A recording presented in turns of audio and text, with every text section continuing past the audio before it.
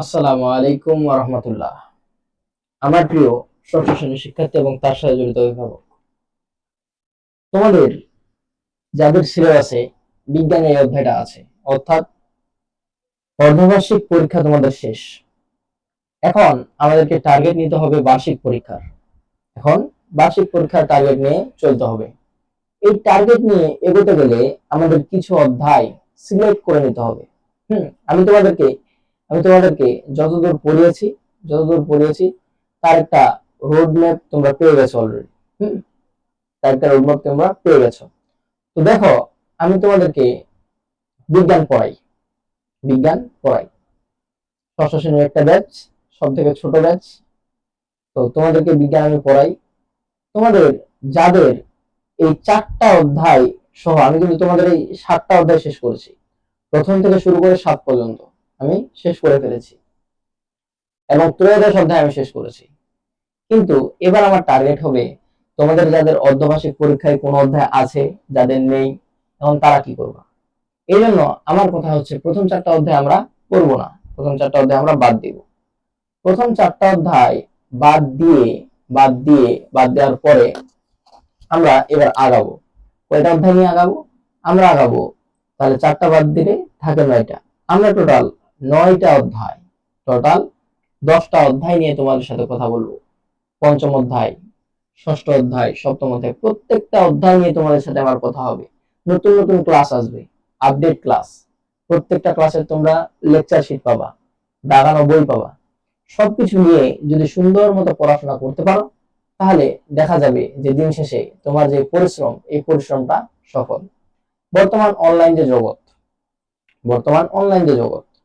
তো এই জগৎটা এমন যে আমরা যারা পড়াই আর তোমরা যারা পড়ো, সবারই যদি 100% যদি মনোযোগ না থাকে, তাহলে এই জগৎটাই কাজ করা খুবই কঠিন।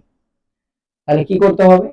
আমাদেরকে সম্পূর্ণ মনোযোগ দিতে হবে, সম্পূর্ণ মনোযোগ দিতে পারতে হবে। তো যাই হোক, কথা বেশি না বাড়িয়ে চলে যায় আমাদের আজকের অধ্যায়। থাম্বনেল দেখে তোমরা বুঝতে পেরে গেছো যে আমি আজকে কোনটা অধ্যায় শুরু করব। আমি আজকে অধ্যায় শুরু করব তোমাদের সালোক সংশ্লেষণের যে অধ্যায়। তোমরা জানো, সালোক সংশ্লেষণ হচ্ছে একটা প্রক্রিয়া। একটা কি প্রক্রিয়া? তাহলে সালোক সংশ্লেষণকে বলা হয় একটা প্রক্রিয়া। এই প্রক্রিয়ায় কি হয়?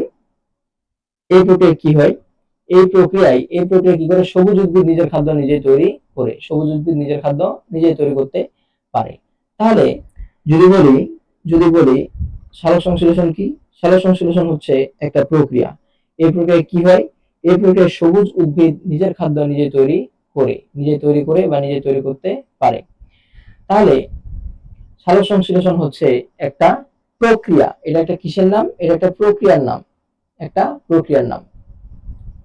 একটু বলি, হ্যাঁ, একটু তোমাদেরকে এটা নিয়ে একটু বলি। দেখো, আমরা আজকে আলোচনা করব সালোক সংশ্লেষণ নিয়ে। তোমাদের বিজ্ঞানের পঞ্চম যে অধ্যায় সালোক সংশ্লেষণ নিয়ে। সালোক সংশ্লেষণ হচ্ছে একটা প্রক্রিয়া। একটা কি প্রক্রিয়া? আমি একটু লিখি, আমার সাথে পারলে তোমরা একটু লেখো। এটা হচ্ছে কি? একটা প্রক্রিয়া। প্রক্রিয়া এটা হচ্ছে একটা প্রক্রিয়া। এই প্রক্রিয়ায় কি হয়? এই প্রক্রিয়ায় সবুজ উদ্ভিদ, কারা? সবুজ উদ্ভিদেরা কি করে? নিজের খাদ্য নিজেরাই তৈরি করে। তাহলে যে প্রক্রিয়ায় সবুজ উদ্ভিদ নিজের খাদ্য নিজে তৈরি করতে পারে, তাকে কি বলে? সালোক সংশ্লেষণ বলে। এর সংজ্ঞাটা তোমরা একটু দেখে নাও, আমি একটু এখানে লিখে দিই। সালোক সংশ্লেষণের সংজ্ঞা। সালোক সংশ্লেষণের সংজ্ঞা সংজ্ঞা যে প্রক্রিয়ায় কি? যে প্রক্রিয়ায় যে প্রক্রিয়ায় কিসে? প্রক্রিয়ায় প্রক্রিয়ায় যে প্রক্রিয়ায় কি হয়? সবুজ উদ্ভিদ সবুজ উদ্ভিদ সবুজ উদ্ভিদ সবুজ উদ্ভিদ সবুজ উদ্ভিদ আচ্ছা, এটা একটু সরিয়ে দিই আমি, হ্যাঁ, ডিস্টার্ব করতেছে।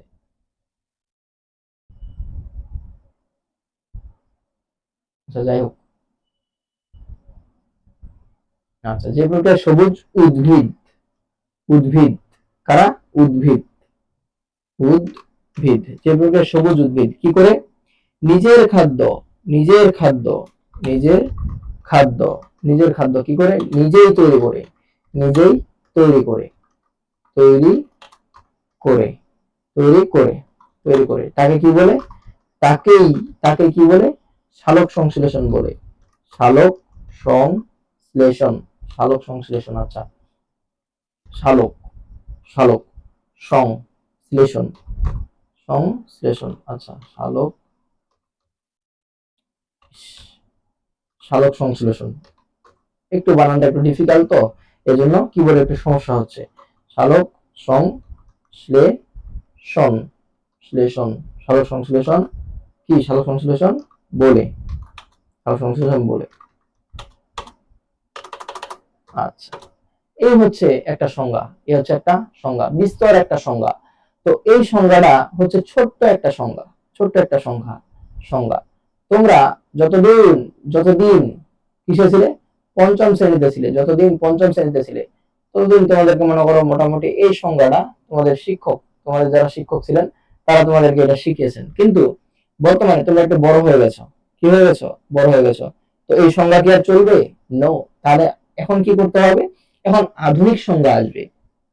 আধুনিক যে সংজ্ঞাটা আসবে এটা তোমাদেরকে আমি পরে বলে দেবো, তোমরা বর্তমানে শুধু এটা মনে রাখো। যে প্রক্রিয়ায় সবুজ উদ্ভিদ নিজের খাদ্য নিজেই তৈরি করে তাকে কি বলে? সালোক সংশ্লেষণ বলে, তাকে সালোক সংশ্লেষণ বলে। আচ্ছা, এবার আসো পড়াশোনায় ব্যাপার। পৃথিবীর প্রতিটি জীব বেঁচে থাকার জন্য খাদ্যের প্রয়োজন হয়। এই খাদ্য কোথা থেকে আসে? সে এই খাদ্য কোথা থেকে আসে তোমরা জানো? তাকে তুমি জানো? সাধারণ সবুজ উদ্ভিদ। কারা? সাধারণ সবুজ উদ্ভিদ। সাধারণ সবুজ উদ্ভিদ খাদ্য প্রস্তুত করতে পারে। কারা? সাধারণত সবুজ উদ্ভিদ খাদ্য প্রস্তুত করতে পারে। এই জন্য আমি সংজ্ঞায় বলেছি যে যে প্রক্রিয়ায় কি করে সবুজ উদ্ভিদ নিজের খাদ্য নিজেই তৈরি করে তাকে কি বলে? সালোক সংশ্লেষণ বলে। তবে এর বাইরে সবুজ শৈবাল ও ব্যাকটেরিয়াও খাদ্য প্রস্তুত করতে পারে। এই দুইটা, এই দুইটা, এই দুইটা, এই দুইটা, এই দুইটা আমি একটু গোল করে দিই, এই দুইটা আমি একটু গোল করে দিই। কে? সবুজ উদ্ভিদ। আর কে? সবুজ উদ্ভিদ আর ব্যাকটেরিয়া, সবুজ উদ্ভিদ আর ব্যাকটেরিয়া, সবুজ উদ্ভিদ আর ব্যাকটেরিয়া এরা কি করতে পারে? এরা খাদ্য তৈরি করতে পারে। কি? কোন প্রক্রিয়ায়? সালোক সংশ্লেষণ প্রক্রিয়ায়, সালোক সংশ্লেষণ প্রক্রিয়ায়, সালোক সংশ্লেষণ প্রক্রিয়ায়। আচ্ছা, এবার দেখো, এবার উদ্ভিদ নিজের খাদ্য প্রস্তুতকৃত, উদ্ভিদ নিজের প্রস্তুতকৃত খাদ্য ব্যবহার করে তাদের বৃদ্ধি ও অন্যান্য কাজে লাগায়। সবুজ উদ্ভিদ কিভাবে খাদ্য প্রস্তুত করে এই অধ্যায়ে সে বিষয়ে আমরা বিস্তারিত জানবো। আসো, পার্ট 1, উদ্ভিদ কিভাবে খাদ্য প্রস্তুত করে। উদ্ভিদ কিভাবে খাদ্য প্রস্তুত করে একটু তোমাদেরকে বলি। একটু তোমাদেরকে কিছু জিনিস বলি। তোমার যখন ক্ষুধা লাগে তখন তুমি কি করো? খাবার খাও। খাবার খাওয়ার ফলে কি হয়? তুমি শক্তি পাও। সেই শক্তি ব্যবহার করে তুমি কি করো? চলো। তো এই শক্তি ব্যবহার করার ফলে এই শক্তি তুমি কোথা থেকে পাও? তুমি কি বলতে পারবা এই শক্তি কোথা থেকে পাও? তুমি যদি জানতে পারো উদ্ভিদ কিভাবে খাদ্য প্রস্তুত করতে পারে তাহলে তুমি এটাও বলতে পারবা যে মানুষ কিভাবে শক্তি পায়। আসো এটা সম্পর্কে জানি। কাজ করার জন্য শক্তি লাগে, সে কাজ কোনো যন্ত্র করুক বা কোনো জীবী করুক, তাই না? তাই না? তুমি যদি মোটর গাড়ি চালাও তাহলে কি লাগবে? পেট্রোল বা ডিজেল লাগবে। তোমার শ্রেণীকক্ষে পাখা ঘোরানোর জন্য কি লাগে? বৈদ্যুতিক শক্তি লাগে। আমরা যে হাঁটাচলা করি, নানা ধরনের কাজ করি, তার জন্য কি লাগে? শক্তির প্রয়োজন হয়, শক্তির প্রয়োজন হয়। সেই শক্তি কোথা থেকে আসে? সেই শক্তি কোথা থেকে আসে তুমি কি বলতে পারবা? এই শক্তি মূলত আসে কোথা থেকে? এই শক্তি কোথা থেকে আসে? এই শক্তি আমরা খাদ্য গ্রহণের মাধ্যমে পেয়ে থাকি। আমাদের খাদ্যটা মূলত আসে কোথা থেকে? আসে কোথা থেকে? এখন খাবারের মধ্যে শক্তি এলো কেমন করে, তাই না? এই প্রশ্নটা জানতে হবে না? আমরা জানি পৃথিবীতে সব শক্তির উৎস হলো সূর্য। পৃথিবীতে সকল শক্তির উৎস হলো সূর্য, তাই না? এখান থেকে শক্তি প্রবাহিত হয়।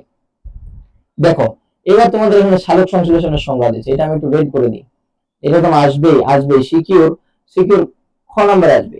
যে জৈব রাসায়নিক প্রক্রিয়ায় উদ্ভিদের সবুজ অংশ সূর্যালোকের উপস্থিতিতে উপস্থিতিতে পানি ও কার্বন ডাই অক্সাইডকে কাজে লাগিয়ে শর্করা জাতীয় খাদ্য কি করে উৎপন্ন করে তাকে কি বলে? সালোক সংশ্লেষণ বলে। তুমি জানো শর্করার অপর নাম আছে? শর্করার একটা ডাকনাম আছে। শর্করার আরেকটা ডাকনাম কি জানো তুমি? শর্করার আরেকটা ডাকনাম হলো গ্লুকোজ। শর্করার আরেকটা ডাকনাম হলো গ্লুকোজ। তোমাকে একটু এখানে লিখে দিই যে শর্করার আরেকটা ডাকনাম হলো গ্লুকোজ। শর্করার আরেক নাম হলো গ্লুকোজ, গ্লুকোজ।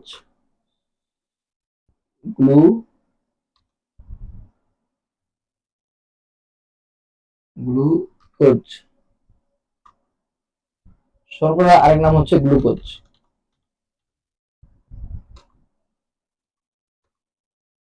গ্লুকোজ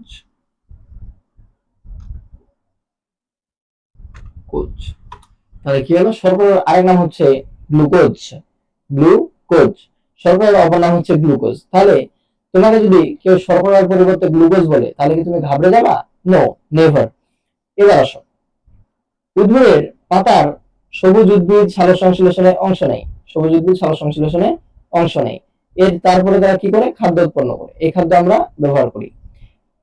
এটি প্লাস্টিকের ভিতরে, প্লাস্টিকের ভিতরে সৌরশক্তি, পানি ও কার্বন ডাই অক্সাইড বিক্রিয়া করে অক্সিজেন ও গ্লুকোজ উৎপন্ন করে। তাহলে গ্লুকোজ কি? গ্লুকোজ হচ্ছে শর্করা জাতীয় খাদ্য।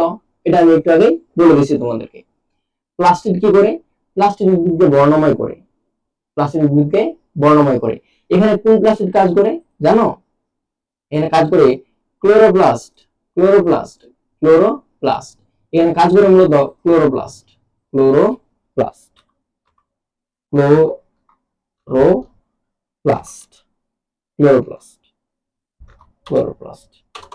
তাহলে এখানে কাজ করে মূলত ক্লোরোপ্লাস্ট।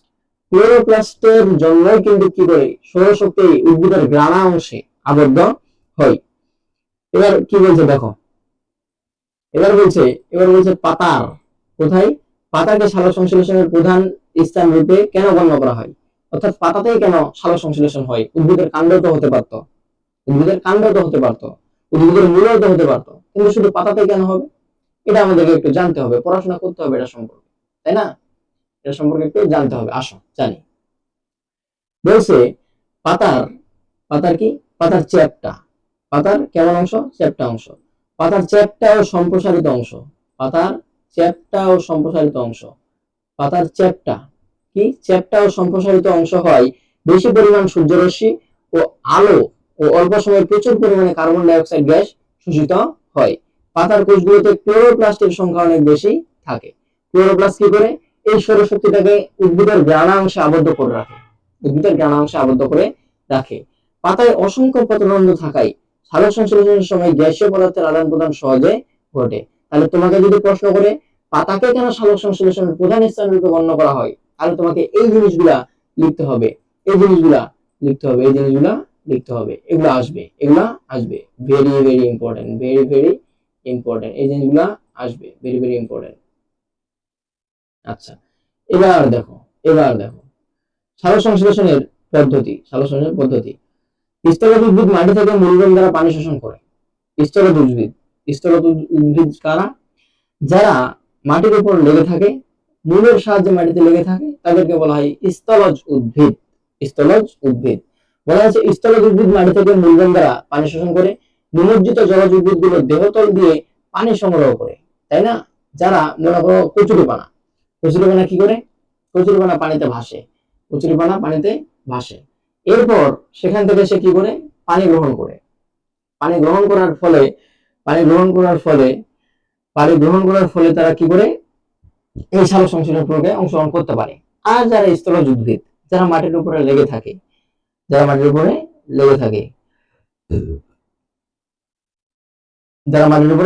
তারা কি করে? তাদের মূলগ্রন্থ দিয়ে পানি শোষণ করে। আচ্ছা, তাহলে আমরা জানতে পারলাম যে স্থলজ উদ্ভিদ কি করে? তাদের মূলগ্রন্থ দিয়ে কি করে? তাদের পানি শোষণ করে। আর যারা নিমজ্জিত উদ্ভিদ, পানিতে ভাসমান উদ্ভিদ, তারা কি করে?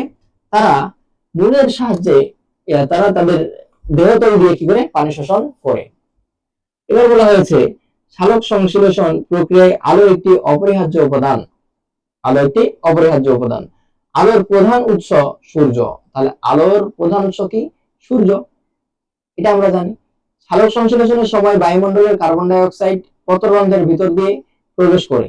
এরপর সালোক সংশ্লেষণের উপস্থিতিতে ক্লোরোফিলের সহায়তায় পানি ও কার্বন ডাই অক্সাইড বিক্রিয়া করে এবং কি করে? গ্লুকোজ উৎপন্ন করে, একত্রিত হয়। দেখো, আগে কার্বন ডাই অক্সাইড, তারপরে পানি, কোথায় যায়? পাতায় যায়। আলো আর কে? ক্লোরোফিল। এর উপস্থিতিতে কি হয়? সালোক সংশ্লেষণের এই গ্লুকোজ আর পানি উৎপন্ন হয়, গ্লুকোজ আর পানি উৎপন্ন হয়, তাই না? এটা জানা গেল না? এবার দেখো, এবার দেখো, আচ্ছা এবার দেখো, সালোক সংশ্লেষণ প্রক্রিয়াটি দুটি পৃথক পর্যায়ে সম্পন্ন হয়। একটা হচ্ছে আলোক নির্ভর পর্যায়, আর একটা হচ্ছে আলোক নিরপেক্ষ পর্যায়। অর্থাৎ যে প্রক্রিয়ায় সালোক সংশ্লেষণের যে প্রক্রিয়ায় কি লাগে, আলোর দরকার হয়, সেটা কি আলোক পর্যায়। আর আলোক নিরপেক্ষ পর্যায় কি, যে প্রক্রিয়ায় কিসের প্রয়োজন নেই, আলোর প্রয়োজন নেই, তাকে কি বলা হয়, আলোক নিরপেক্ষ পর্যায়। আলোক সংশ্লেষণে যে অক্সিজেন উৎপন্ন হয় তা নিচের পরীক্ষার সাহায্যে বুঝতে পারবা। এই পরীক্ষা বাবা তোমরা নিজেরা করে নিবা।